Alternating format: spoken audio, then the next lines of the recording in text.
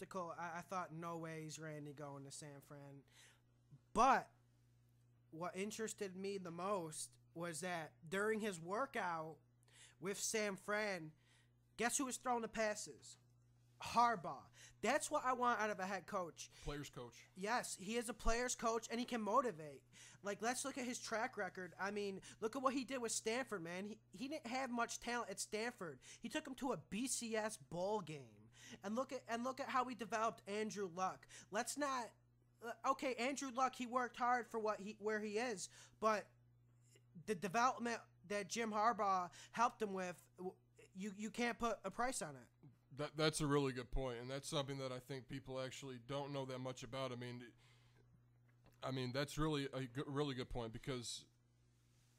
And you mentioned Harbaugh, how his play calling is and how creative he is. That just adds on to the player's coach mold.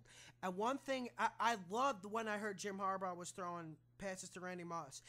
With Randy Moss, he's a character. You got to be on the same page. You got to make him feel comfortable, as Giff said. Look at his stats. Look at the years he's felt most comfortable. That's when he's produced the most. Hell, when he went to Florida State in college, he wasn't doing anything until he transferred to Marshall because he wasn't comfortable. So we'll see what it brings. I'm guessing success for San Francisco. I'm loving this team right now. I'm loving the moves that they're doing, and they're pursuing another receiver. Brandon Lloyd was in for a meeting today, so we'll see what happens. And I'm sure if you ask Vernon Davis, I'm sure he would say he's very comfortable with the offensive scheme, considering how good I've seen him run his routes and how good he played last year. I mean, it was really phenomenal to watch him play as well as he did because I know he was waiting a long time to really, get out there and show what he had. And let's be real. Last year in the NFC Championship game, the 49ers only had 2 or 3 catches from the wide receiver position. Alex Smith needs help. I mean, I'm not a huge Alex Smith guy, but now with a good coach, a legit team, a great running game, and Frank Gore on that offensive line, very physical team. Great defense as well. We can't forget about the defense. Let's not forget about that defense. I love that defense. The way their corners played in the playoffs last year was almost phenomenal. I've never really seen corners step up quite like theirs has, and them still not come away with the win in that last game. But I really have to say it was pretty impressive what they did against the Saints, in my opinion. Now, I would really like to talk about Peyton for a second now. Because that is pretty much the headline of this free agency, so I think we should probably address that now. Yeah, you can't go anywhere without hearing where Peyton Manning might end up, and your guess is as good as mine. Well, they got helicopters, following him in South Beach. It's ridiculous. I mean, now he's going to Tennessee, and personally, I mean, the way Miami was acting, I thought he was going to go there. Personally, I thought Miami really should have made a stronger play for Peyton Manning. There's conflicting reports out, but from one report I read, it said Peyton Manning viewed Brandon Marshall as an asset in Miami. We'll talk about Brandon Marshall later, but today Peyton Manning is meeting with Bud Adams of the Tennessee Titans, and this is looking interesting. He's making a strong play for Peyton Manning. Well, I did see what he said earlier this week, and he said he would be very, very disappointed if he did not get Peyton Manning this week.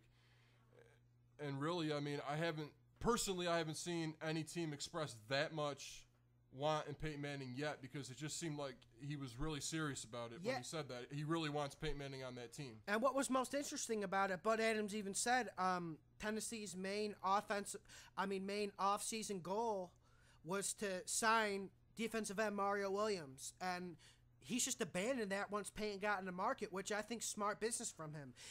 Peyton played college football in Tennessee. And Bud Adams seems to think at the end of this meeting on Wednesday, Peyton's going to walk out with Titan. We'll see. Well, I like the fit in Tennessee. I really do. I mean, you have one of the best running backs, in my opinion, still in the league, in Chris Johnson, and then you get Peyton Manning there. I think that's a great fit. But it's not over yet as far as where Peyton could go. I mean, he could go to multiple teams. I mean, he's really weighing his options right now. There's no guarantees with Peyton Manning right now. Well, let me ask you a question then. What do you think of the Broncos as a fit for Peyton Manning? Well, I would like the fit, except it just doesn't seem like the interest is there with Peyton and Denver right now. I just don't think that that team has grabbed Peyton's interest right now. unfortunately, for Denver. And he also visited Arizona as well. And I mean, I just don't think that the connection was there with the player and the coach. And I think, personally, I don't think that it was there with Miami either. I mean, Philbin, the coach, I mean, I really don't think he made an impression on Peyton Manning, and I really think that it's a possibility that Peyton Manning could be a Titan come the end of this week. Yeah, and one thing about the whole Denver fit, okay, it's all well and good.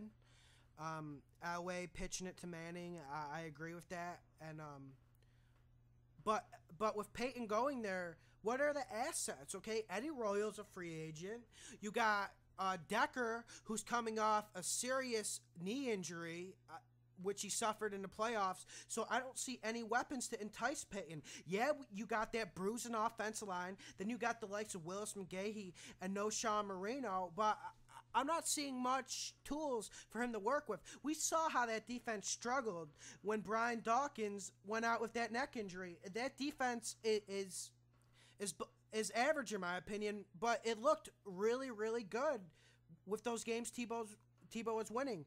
And one thing I think that might happen, although me or Gift don't believe Peyton's going to Denver, but if Peyton does go to Denver, I believe Tim Tebow is going to end up in Jacksonville. I believe that's the only fit for Tim Tebow. Well, that is definitely an interesting statement, and I'd have to say it's definitely a possibility. I can't say that it wouldn't happen, but to me, Peyton going to Denver is just something that is just an unrealistic thought, because I don't see the pieces in Denver. I just don't see how it would go. I mean, Peyton Manning is on the downfall of his career. Not saying that he's bad right now, but I'm just saying he's older. So right now he's trying to win a ring. He's trying to go to a team that is going to win a Super Bowl or has a chance to win one in the next 2-3 years. I mean, because I'm sure Peyton Manning isn't going to be playing for more than 5-6 years at most. His health's not guaranteed even. We don't even know if he can get 3 years out of that neck. I told you at the beginning of the season, everyone's thinking, yo, Peyton's coming back. I was telling everyone, yo, don't underestimate that nerve damage in the neck. I agree. And this year when he plays, I think it's guaranteed because everyone's gunning for him. I mean, even teams that have a quarterback are waiting to see what's going to happen with this. So I really think that he is going to be ready this year, but a year from now, a half a year from now, even, if you really think about it, like, really, who knows? I mean, with an injury like that, I mean, it seemed pretty serious. I mean, if he sat out all of last year, it had to have been very serious. So, I mean, that is something to take into consideration in this situation. And let's look at his other options right now. We got Arizona and Ken Whisenhunt in the mix. Allegedly, from a report I read, I mean, we're reading lots of reports, so we don't know what's true. But allegedly, Peyton is quite fond of Ken Whisenhunt and respects his offensive schemes and play calling. Also in the mix, we got Miami, as we already mentioned. And I believe a dark horse in the Peyton sweepstakes is the Kansas City Chiefs. I don't think it's going to happen, but I definitely think it's a possibility. Because you got to look at a coach like Romeo Crennel.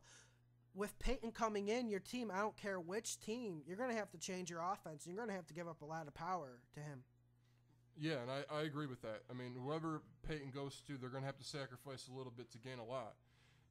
And, okay, let's take Arizona, for instance, here for a second, and just look at what Peyton will be walking into. Mm-hmm. He would have Larry Fitzgerald as his wide receiver.